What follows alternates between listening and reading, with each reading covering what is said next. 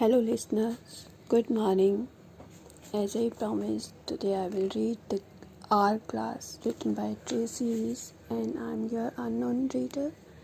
Sorry, I was not well yesterday, that's why I was unable to do that.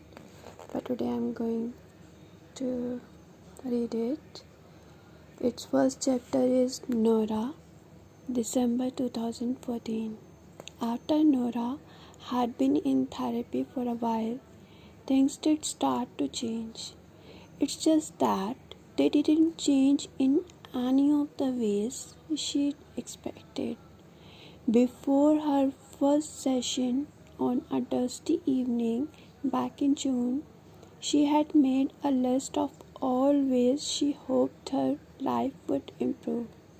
Never having had counseling before, she didn't want to be underprepared.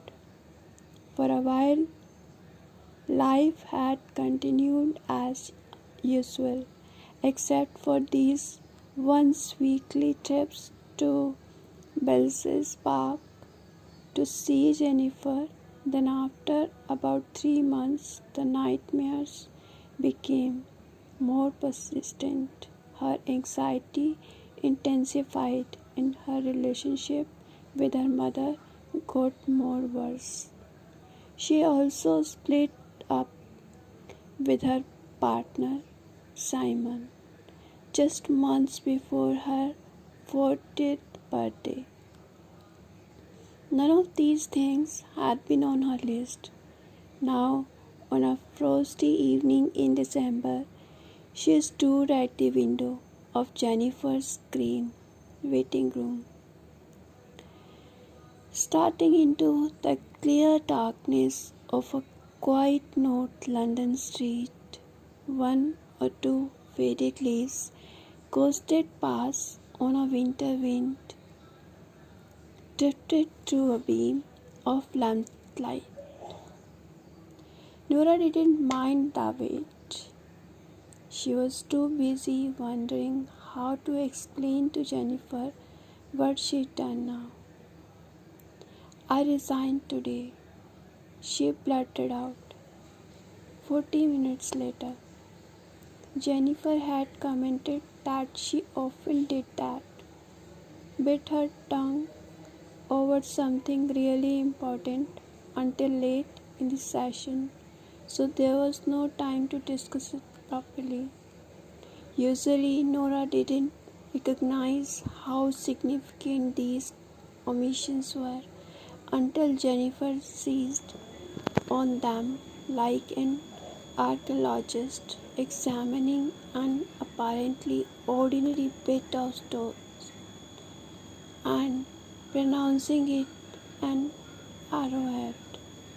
But even Nora knew this was important. She would have loved to put off the revelation of another week, but he but she couldn't say it to Jennifer, who was trained to bear witness to the vagaries of human motivation. How would she tell her staff at the office? How would she tell Simon, who still kept in touch even though she had broken up with him? And oh God, how would she tell her mother? "I see. Would you like to say a bit more about that?" asked Jennifer, betraying none of the alarm Nora was certain she must feel. Jennifer had a shock of auburn hair and lovely creamy skin.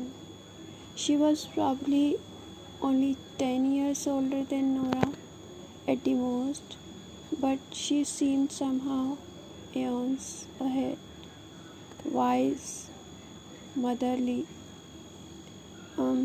Well, I did it after lunch," said Nora, then grimaced. That was not what Jennifer meant clearly. Olivia was really surprised but quite nice about it. I don't know why I did it. I saw a bench. A bench? Sorry, I saw a beach. A beach? Nora sighed. There was no way to explain this without sounding barking mad. She probably was. People didn't just quit their jobs because they wanted to go to beach. Yes, in my mind's eye, I know it sounds crazy. I I don't know why I did it, she repeated.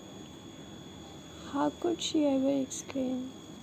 Surely it had been nothing more than an idle daydream, but she wanted to call it a vision.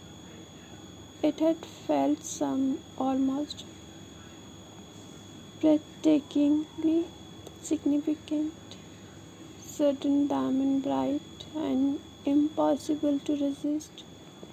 It made her feel something unfamiliar and buoyant. Hope, perhaps, but now, on top of everything else, she would soon be unemployed. Jennifer had said that when a person started therapy, things often got worse before they got better. She wasn't kidding. We have only got few minutes left, Nora. Jennifer began. A therapy hour, for some reason, was 50 minutes long. She hadn't glanced her watch, and the only clock in the room was above her head. But Jennifer seemed to have time running through her veins. However, I'm happy for you to stay an extra few minutes if you'd like to explore it a little further. Really, Jennifer never ran over. Perhaps she was more shocked than she appeared. Thank you. Then why don't you tell me exactly what happened today, as if it's unfolding now? Nora nodded. She closed her eyes as Jennifer had taught her and took herself back to a memory of earlier that day. Just like that, she was back at work, lunchtime. The rest of the department had gone out, but as usual, she was eating at her desk. She could see the filing cabinet's grey metallic gleam out of the corner of her eye, the white glow of her computer monitor, and the black stapler ranged neatly behind the keyboard. It's lunchtime, she began. I'm in the office.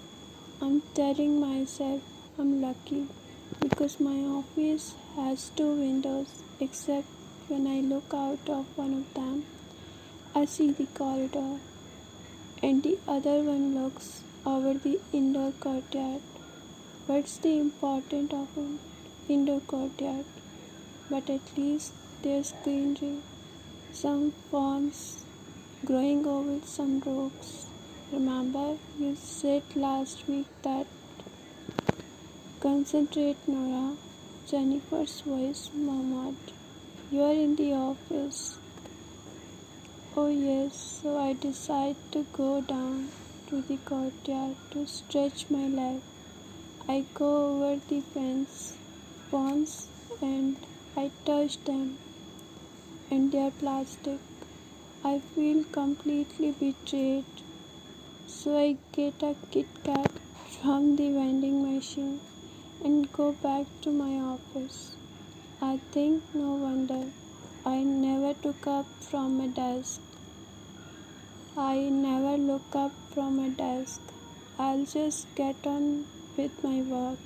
But when I sit down again, all I can see is this beach.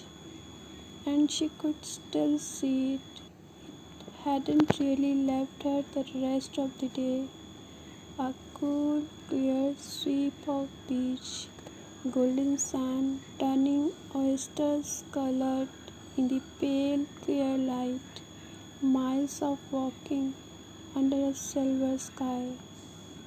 I mean, I can see it as clearly as if it's the actual view from my window. And it's beautiful. It's winter, but the sky is bright and the wind is blowing, and I'm filled with this yearning. It's not just that it's beautiful, it's a feeling it gave me. It's a feeling of freedom and of something real. I want so badly to be there, and it's not just that I want to be somewhere beautiful, though I do. It feels. Nora sighed again and shook her head. It feels as if I'm meant to be there, like it's calling me, commanding me actually, as if it holds the key to a great secret, though I didn't even know there was a secret. Then Nick comes back from lunch. He's my assistant, Nora added, opening one eye in case Jennifer had forgotten, but she hadn't. Of course, she just mentioned for Nora to continue. He burst through the door. The office doors are hideous. By the way, this really horrible shade of green. I mean, who saw that color paint and thought, yes, let's go for this one? Anyway, Sonic burst in and I look at him. Really look at him. His hair's untidy, so I realized it's windy out, but I wouldn't have known otherwise because I'm in this hermetically sealed building. I'm never outside. I neither at the office or the gym or on the tube or in the flat. He's holding his battered old satchel and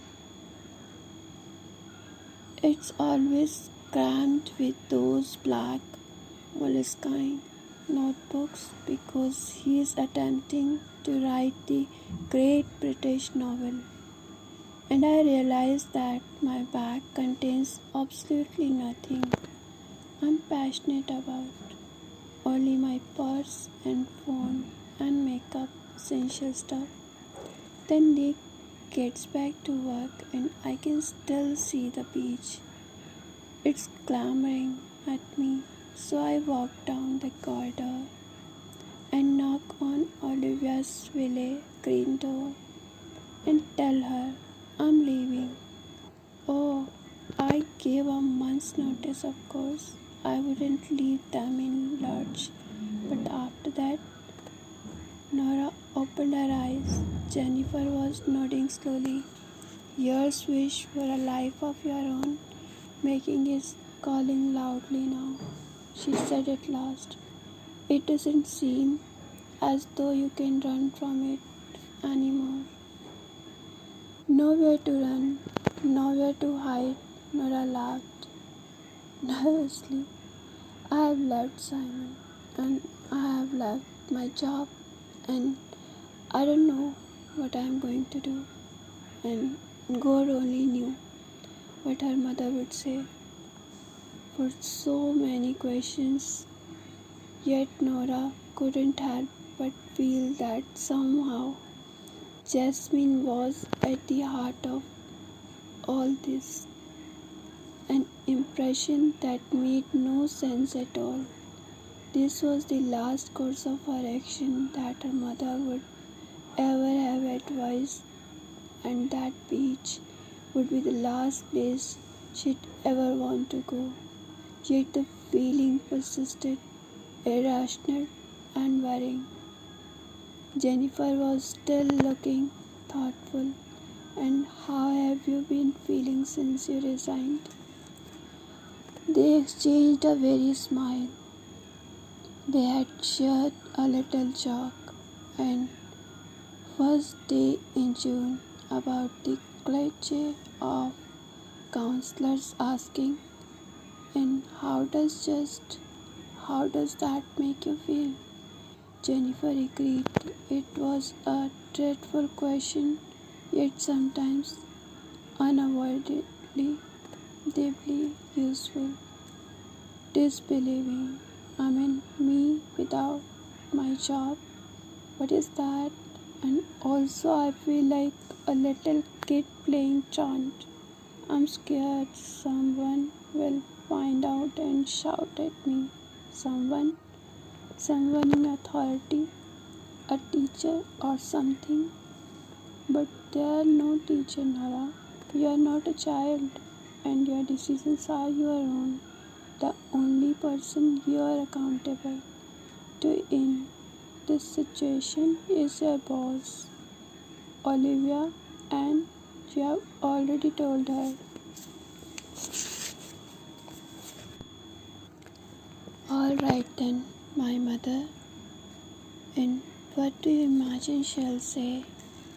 And just like that, Nora found herself tongue tied, predicting anything about her mother had become impossible lately.